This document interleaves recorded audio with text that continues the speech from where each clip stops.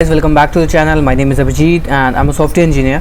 सो आज हम इस वीडियो में वही अपनी क्विज एप्लीकेशन को थोड़ा बहुत करेंगे, उसमें फ्रंट एंड उसका बनाएंगे और Vue.js यूज़ करेंगे।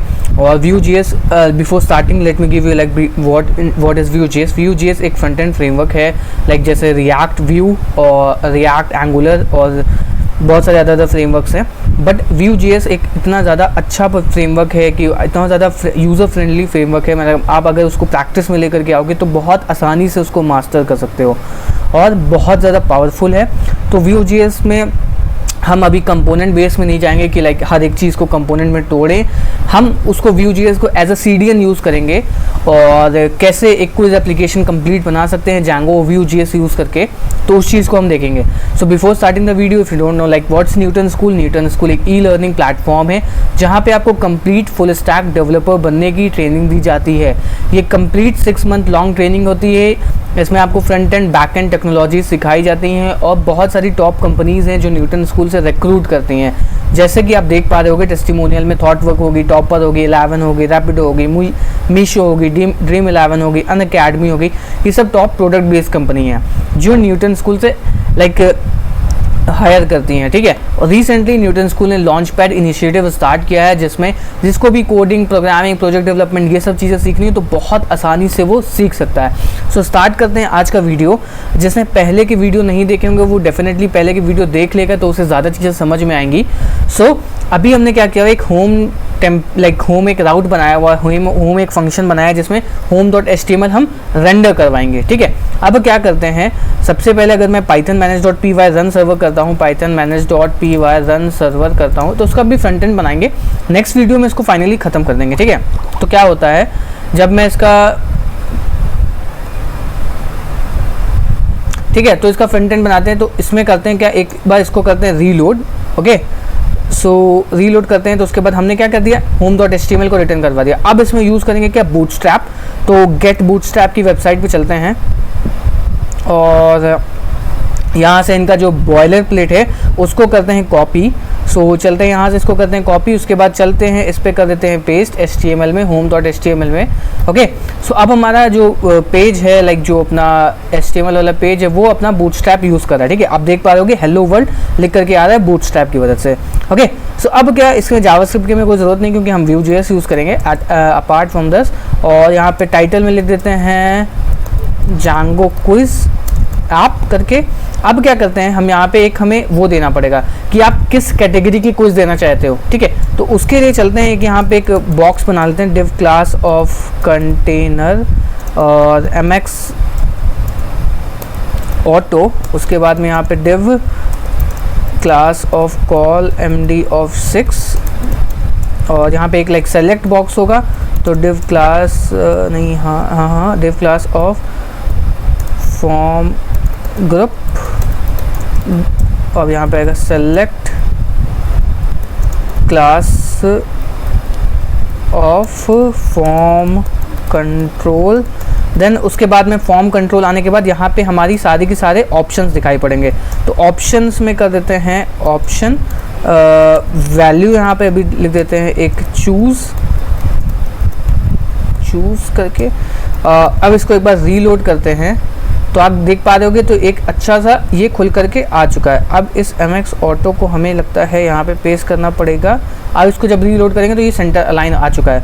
अब इसमें थोड़ा सा margin top mt opt of 5, okay. अब क्या हुआ, यहाँ पे लेबल ला लेते हैं सेलेक्ट कैटेगरी। देन उसके बाद यहाँ पे हमारा एक बॉक्स रहेगा, यहाँ पे एक फॉर्म टैग खोल लेते हैं ताकि जैसे ही कोई सबमिट करे तो हम यहाँ पे क्विज को रेंडर कराना स्टार्ट कर दें, ठीक। अब यहाँ पे चलते हैं button class of btn danger और सबमिट। अब इसको करते हैं एक बार रीलोड, ठीक है। अब हमारा बटन पूरा कंप्लीट, मतलब UI पार्ट जो है फ्रंट एंड वाला वो काफ़ी ज़्यादा कंप्लीट हो चुका है। बस अब हमें यहाँ पे एक लूप चलाना पड़ेगा जो कैटेगरीज यहाँ पे रेंडर आउट कर देंगी, ठीक है।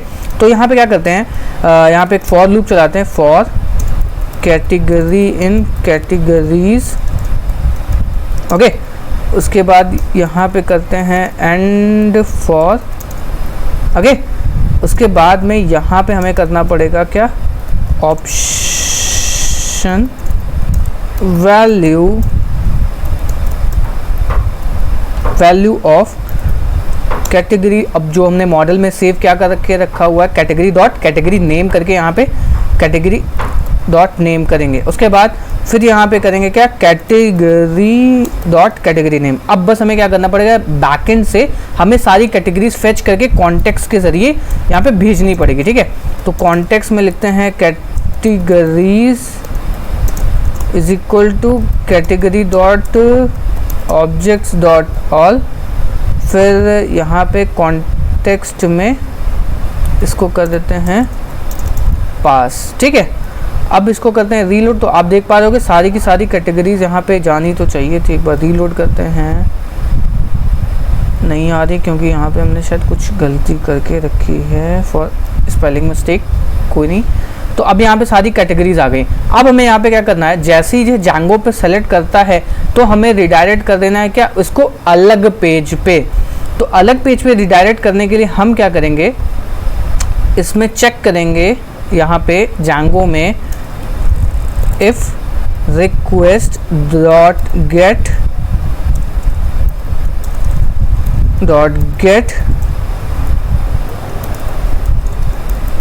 कैटेगरी। अगर कैटेगरी इसको मिलती है तो हम रिडायरेक्ट करवा देंगे कौन से पेज पे, रिटर्न रिडायरेक्ट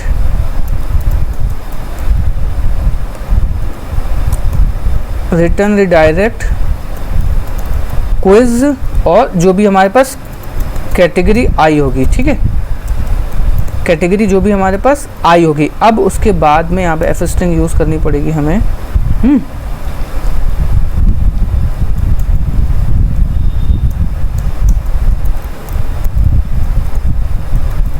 ठीक, अभी हमारा पर्टिकुलर एक राउट बन चुका है। यहाँ पे डबल कोट्स लगाना पड़ेगा हमें क्योंकि हम यहाँ पे अंदर सिंगल कोट यूज़ कर रहे हैं, ठीक है। अब ये क्या हुआ, ये हमें राउट एक बन चुका। अब रिडायरेक्ट को करना पड़ेगा इम्पोर्ट। अब मैं तुम्हें बताता हूँ कि ये हमने क्या किया। अब चलते हैं एक पर्टिकुलर एक राउट बना लेते हैं जहाँ पे ये क्विज हम दे पाएंगे, ठीक है। क्विज रिक्वेस्ट रिटर्न रेंडर, यहाँ पे अब हम क्या करेंगे, रिटर्न रेंडर, फिर रिक्वेस्ट और यहाँ पे क्विज डॉट HTML करके हमारा पेज बन चुका है। अब इस पर्टिकुलर राउट को चलते हैं urls.py में रजिस्टर करवाते हैं, ओके, ठीक है। अब क्या व्यूज डॉट क्विज लिखना पड़ेगा, ठीक। तो अब क्या हो रहा है, देखो अब क्या होगा, एक सेकेंड में थोड़ा और चीज़ें कर लेते हैं फिर मैं तुम्हें ज़्यादा सही से समझा पाऊंगा, ओके। यहाँ पे एक बार लिखते हैं name is equal to category. अब देखो क्या होगा, अब सपोज दैट यूज़र सेलेक्ट करता है कोई एक कैटेगरी, ठीक। सर्वर हमारा, एक सेकेंड, यहाँ पे रिडायरेक्ट इंपोर्ट करना पड़ेगा यहाँ पे, ठीक है। अब क्या हुआ, अब सपोज दैट यूज़र यहाँ पे सेलेक्ट करता है, उससे कोई कैटेगरी की क्विज देनी है, वो सपोज दैट जैंगो सेलेक्ट करता है, तो हम क्या करेंगे, उसको इस राउट पे भेज देंगे कैटेगरी, और यहाँ पे क्वेरी स्ट्रिंग में कैटेगरी पास करके उसको क्विज में भेज देंगे इस पर्टिकुलर राउट पे, ठीक है। यही चीज़ हमें करनी है। तो अब हम सपोज दैट यहाँ पे कोई यूज़र सेलेक्ट करता है जावास्क्रिप्ट, सबमिट करता है, तो ये देखो क्विज कैटेगरी जावास्क्रिप्ट। अब यहाँ से हम ग्रैब करके वो जावास्क्रिप्ट के जो भी क्वेश्चन होंगे वो यहाँ पे उसको रेंडर करवा देंगे, ठीक है। अब चलते हैं क्विज डॉट HTML करके एक लाइक टेम्पलेट बनाते हैं, क्विज डॉट HTML। इसमें भी लाइक सेम चीज़ें कॉपी आउट कर सकते हैं, बाद में भी हम टेम्पलेट इनहेरिटेंस की तरफ जाएंगे, ओके। सो अब क्या हुआ, अब इसमें हमारा ये पर्टिकुलर क्विज वाला चीज़ काम करने लगी। अब हमें API में भी थोड़ी बहुत चेंजेस करने पड़ेंगे। API/get क्विज था, तो ये API क्या कर रही है, API/get क्विज है, गेट टोटल हो गया है, गेट क्विज, ठीक है।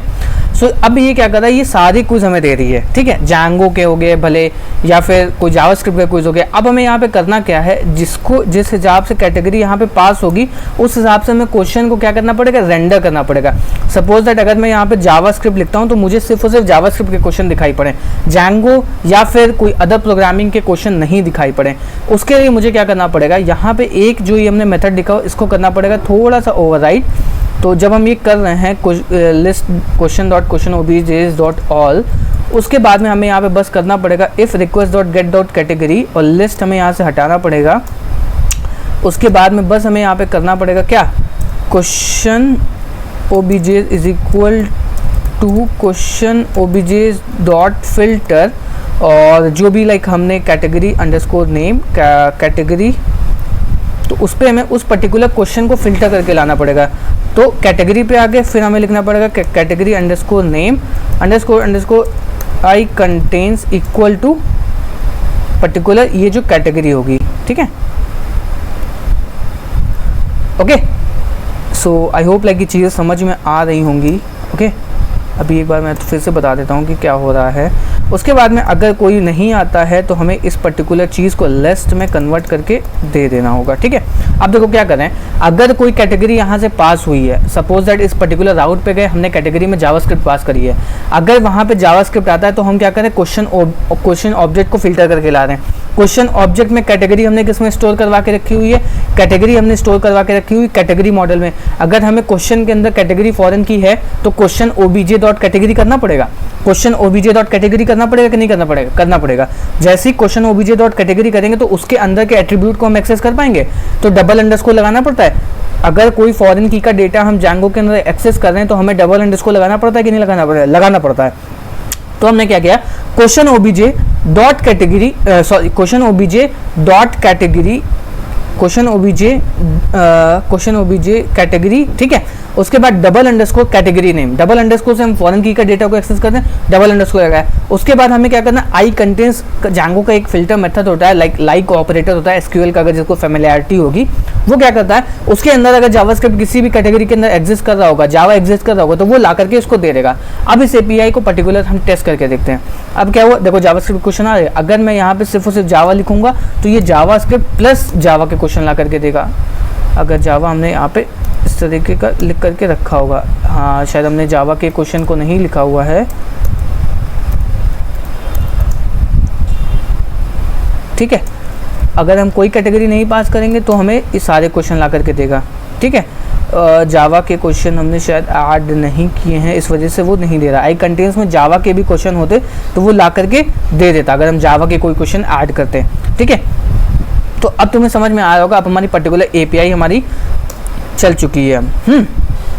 अब क्या करते हैं, अब हमें Vue.js को यूज़ करना है। तो Vue.js को यूज़ करने से पहले हम यहाँ पे कैटेगरीज का एक लाइक थोड़ा बहुत UI बना लेते हैं।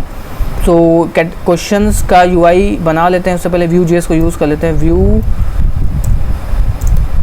Vue.js CDN, ठीक है। Vue.js CDN यूज़ करेंगे इसमें, और बाकी मैं नेक्स्ट वीडियो में तुम्हें बताऊंगा फाइनली कैसे कैसे Vue.js को यूज़ कर सकते हैं।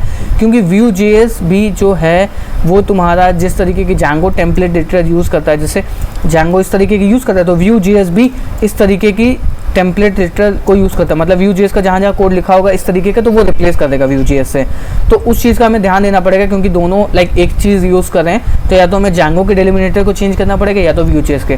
Django के डेलिमिनेटर को चेंज करने के लिए काफ़ी ज़्यादा मशक्कत करनी पड़ेगी, उससे अच्छा हम Vue.js के डेलिमिनेटर को चेंज कर लेंगे ताकि हम उसको ओवरराइड करके इस तरीके का यूज़ करेंगे। तो Django डिफ़ॉल्ट में ये यूज़ कर रहा होगा, तो Vue.js ये यूज़ करेगा, ठीक है। तो नेक्स्ट वीडियो में देखेंगे, उसके अंदर थोड़े बहुत हुक्स देखेंगे कि क्या होते हैं। लाइक क्रिएटेड है, जब पेज रीलोड होगा तो हमें पर्टिकुलर एपीआई कॉल करके सारे के सारे कोड्स को फेच करके लाना पड़ेगा। तो उन चीज़ों को हम देखेंगे। तो मिलते हैं नेक्स्ट वीडियो में, तब तक के लिए गुड बाय। और if you haven't subscribed the video, please do subscribe the channel, or if you haven't liked the video, please do like and share the video with your friends. Thank you.